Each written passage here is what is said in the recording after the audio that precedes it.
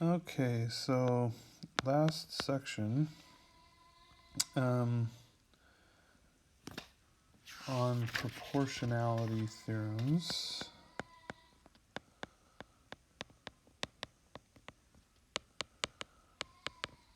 So we're not talking about similar, but because similarity deals with proportions a lot, it makes sense to put this in with this section. So theorem 8.6 is the triangle proportionality. And so it says,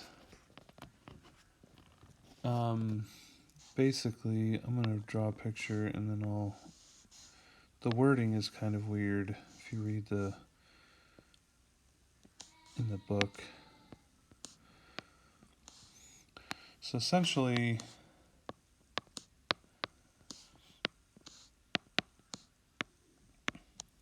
if you have a triangle, like the ACE triangle, and then you have another side, another like part that's parallel to a side, then it's dividing those things up proportionally.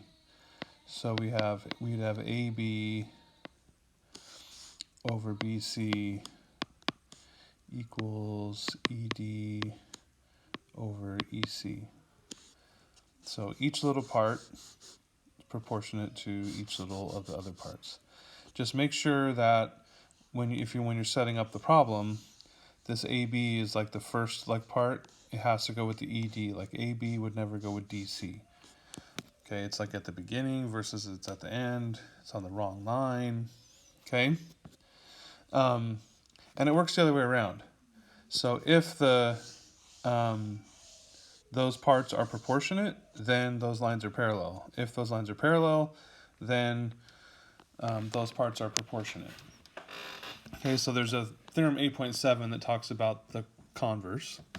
If those parts are proportionate, then the lines are parallel. Okay, again, I don't care about you remembering the numbers, so 8.6 is not relevant. The information is super important. Okay, so if we had a problem like this,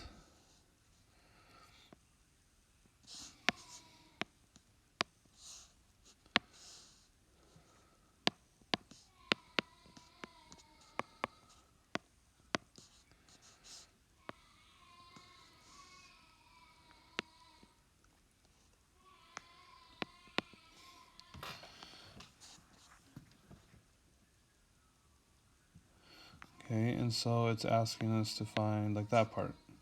So it's just as simple as saying, hopefully simple, x over 9 equals 4 over 6. And if you wanted to reduce the 4 over 6, you could, but this is small numbers, so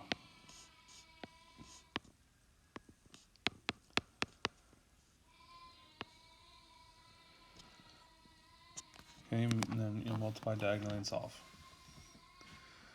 Okay, so hopefully pretty straightforward. I don't think there's anything weird about that one. And if you have a triangle with another side that's parallel, it's proportionate along the edges of the triangle. Okay, so those are the other 3 pieces of info. All right, so yeah, it's Friday, but that's the last part of the chapter that we're going to do. So next week we'll review Monday, Tuesday, a little bit of a general review on Wednesday, and you'll have a test on Thursday, January 28th. Okay, so have a great day, have a great weekend, and we'll see you on Monday. Okay, theorem 8.8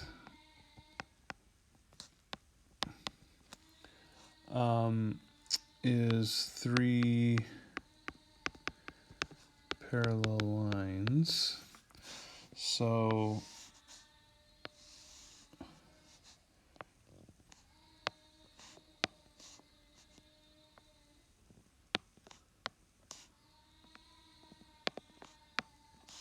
if you have three lines that are parallel and they intersect, transversals, or they are the transversals, but they intersect, the same two lines, then each of those parts is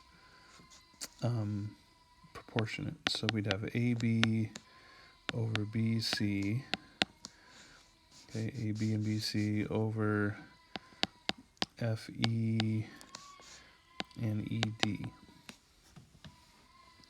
So again, it's just AB, like it goes with the part to the right and it goes with the part that's down. Okay, so you could write it as AB over and then go down FE, and then go over to the right BC over ED. But if you notice these two, they have the same diagonal. AB and ED are diagonal, FE and BC are diagonal. So either one's right, you're going to get the same numbers when you go to solve it. Okay.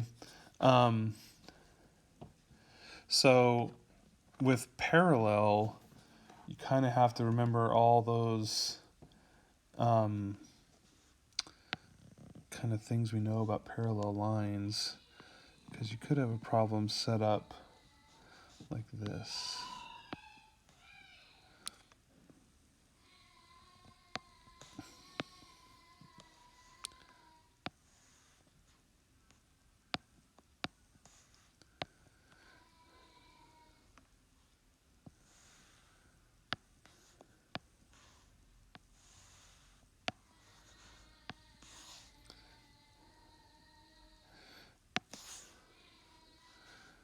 So if it's labeled like that,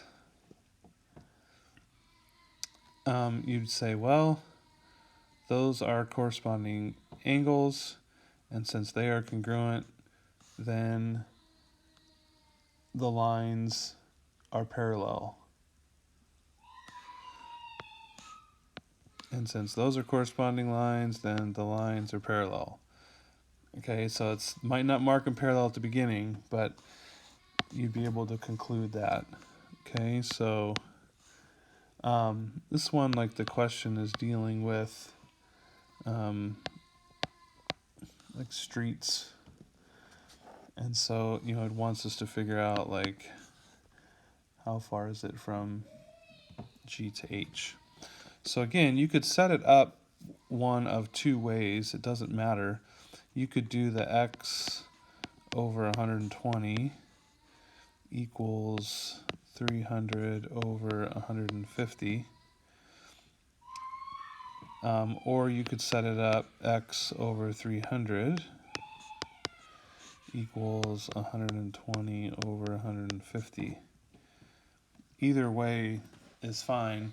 It kind of just, I don't know, I guess it matters what you see in terms of how this problem could become easier, because those numbers are kind of big.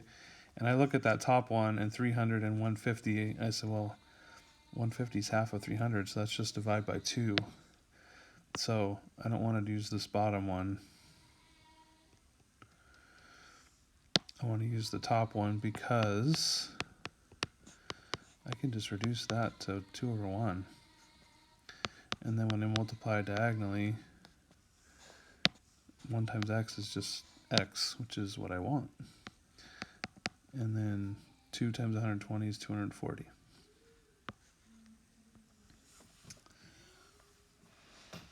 Okay, so each of the parts made up, in between those three parallel lines is proportionate. Okay. 3 parallel lines. The parts on the inside of those lines are proportionate. All right, last one, theorem 8.9. And again, the numbers aren't relevant. So this is a triangle angle bisector that I can't spell.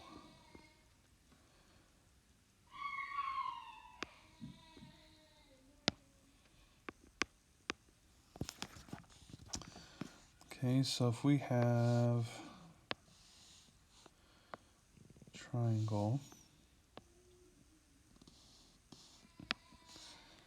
And we have these two angles congruent. That means it's an angle bisector.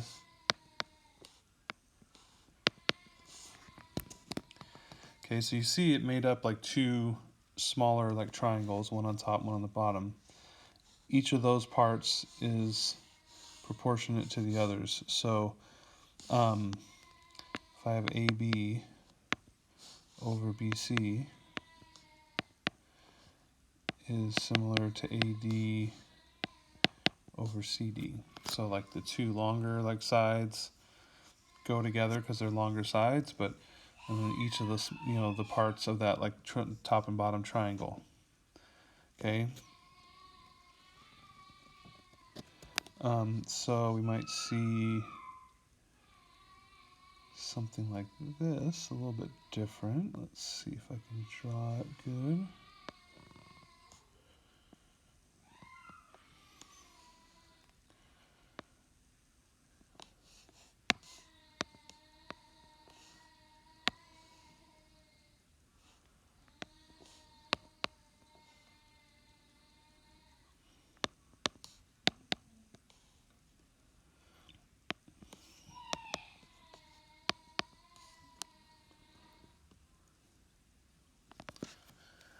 Okay, so if I use my, oh, I forgot.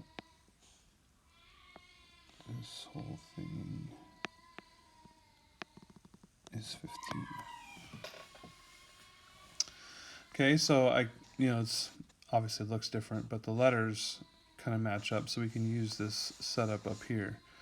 So if I use the same setup, AB is 7.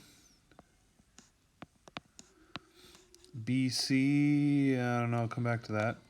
AD is 13. And CD is X.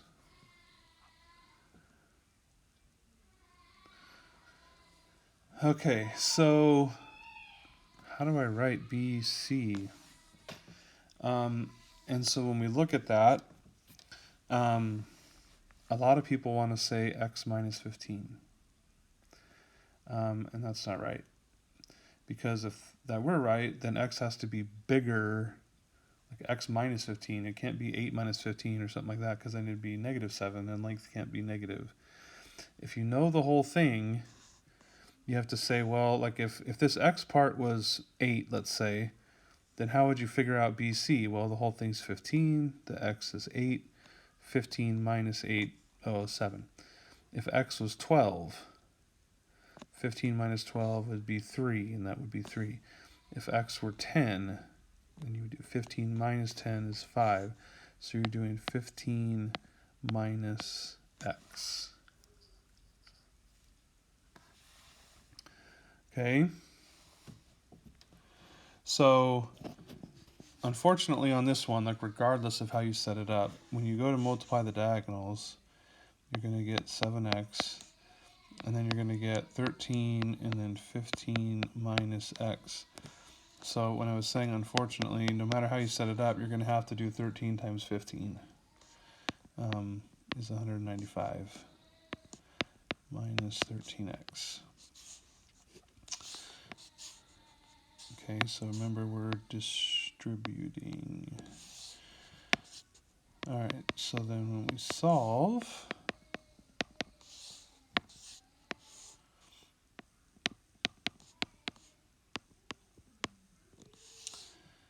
and then divide by 20, I go, 20 doesn't go into 195. So there's a few things to do here. The first is when I look at it, I say, well, I know I can reduce that. So instead of having, x is 195 over 20, I could say, well, I know I can divide by 5, because any numbers that end in 5 or 0 divide by 5. The bottom one's easy, 20 divided by 5 is 4. The top one, that's going to be 40. No, it's not. It's going to be 30.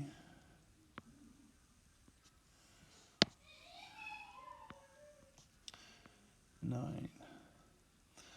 And so, I mean, 39 over 4, that's still like, you know, what's the value of that? So we can make it into a mixed number. So if I said how long is from B to C and I said 9 3/4, you'd have an idea that, okay, like, well, it's almost 10. How long is 39 over 4 or 195 over 20? Like, you're going to have to figure out 9 3/4 to be able to really make sense out of it. Okay, so some of those problems where you're using the angle bisector theorem, sometimes, you know, a lot of times they do work out as whole numbers, but just the nature of the problem, they could end up with some decimals. Okay. All right, so those three theorems, if you have a bisector, each of the parts of the triangles that they make are proportionate. If you